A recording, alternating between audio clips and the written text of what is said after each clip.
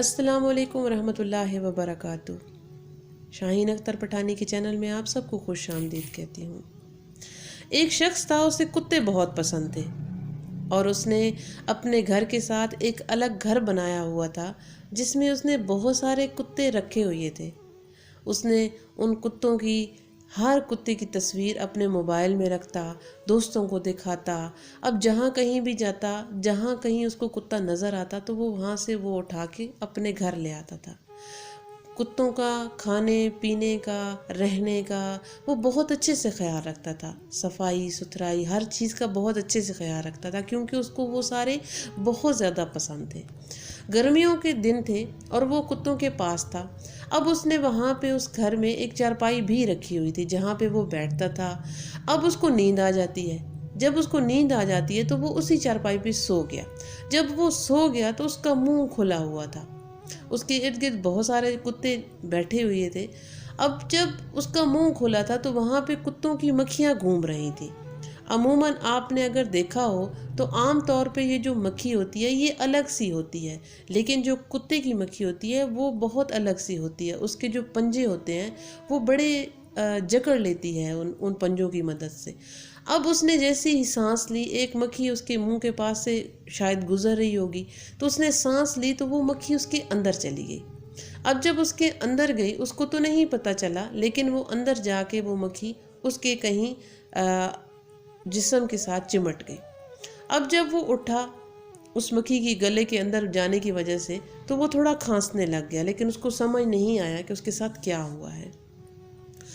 جو دن گزرتے گئے وہ شخص بیمار ہوتا گیا۔ رات کو بے چینی میں اس کو نیند نہ آتی، رات کو وہ سوتا نہیں، اس کو عجیب طرح سے آوازیں آتی، اس کے سر میں درد ہوتا، اس کے پیٹ میں درد ہوتا۔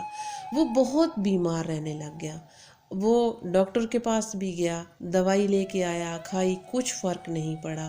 الگ الگ جو ہے وہ میڈیسن کھاتا رہا، کچھ درد کی کھاتا رہا کہ اس کے کیوں درد ہے، لیکن اس کو کچھ سمجھ نہیں آ رہا تھا کہ اس کے ساتھ کیا ہو گیا ہے۔ آہستہ آہستہ وہ آدمی بہت زیادہ بیمار رہنے لگ گیا۔ وہ جب بیمار رہنے لگ گیا تو اس صورت میں وہ بہت زیادہ کمزور بھی ہو گیا تھا۔ اب اس کے گھر والے بھی پریشان رہنے لگ گئے کہ اس کو ایک دم سے کیا ہو گیا، یہ اچھا بھلا تھا۔ اس کو بہت سارے ڈاکٹروں کے پاس لے جایا گیا، اس کے چیک اپ وغیرہ کرائے گئے، لیکن کسی کو کچھ سمجھ نہیں آ رہی تھی کہ اس کو کیا ہوا ہے۔ آخر کار انہوں نے اس کے ٹیسٹ کروائے۔ جب ٹیسٹ کروائے تو اس میں پتہ چلا کہ اس کے اندر تو کوئی چیز ہے۔ اب وہ چیز کیا ہے کچھ سمجھ نہیں آ رہی تھی۔ پھر ڈاکٹروں کو کچھ سمجھ آیا کہ کچھ مکھی نما اس کے اندر کوئی چیز ہے۔ پھر انہوں نے اس بندے سے کہا کہ آپ کا آپریشن ہوگا تب ہی ہم اس چیز کو نکال پائیں گے، ورنہ نہیں نکال پائیں گے۔ خیر بالآخر اس شخص کا آپریشن ہوا اور پھر اس مکھی کو نکالا گیا، جو کہ وہ مکھی زندہ تھی اور اندر اس کے جا کے چمٹ گئی تھی۔ اب اس کا وہ خون پی رہی تھی اور وہ خون پیتے پیتے وہ مکھی کافی بڑی ہو گئی تھی۔ جب ڈاکٹروں نے وہ مکھی کو نکالا تو وہ مکھی زندہ تھی۔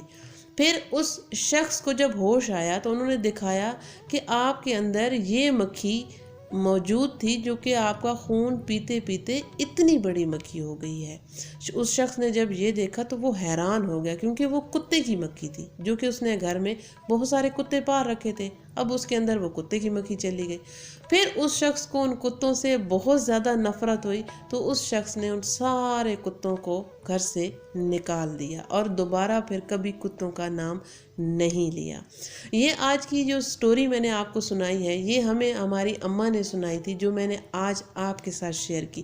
اگر آپ کو اچھی لگی ہو تو آپ اسے اپنے فیملی ممبر کے ساتھ بھی شیئر کر سکتے ہیں اور اپنے جو ریسورسز ہیں وہاں پہ بھی اس کو شیئر کر سکتے ہیں۔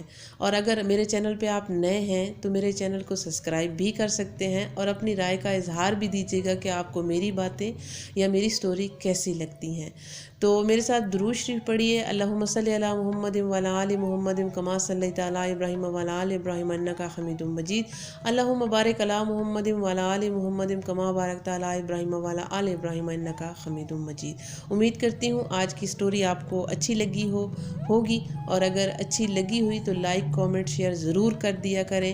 مجھے دیجیے اجازت، پھر ملتے ہیں انشاءاللہ تعالیٰ کسی نئی اچھی معلوماتی بات کے ساتھ۔ تب تک کے لیے فی امان اللہ۔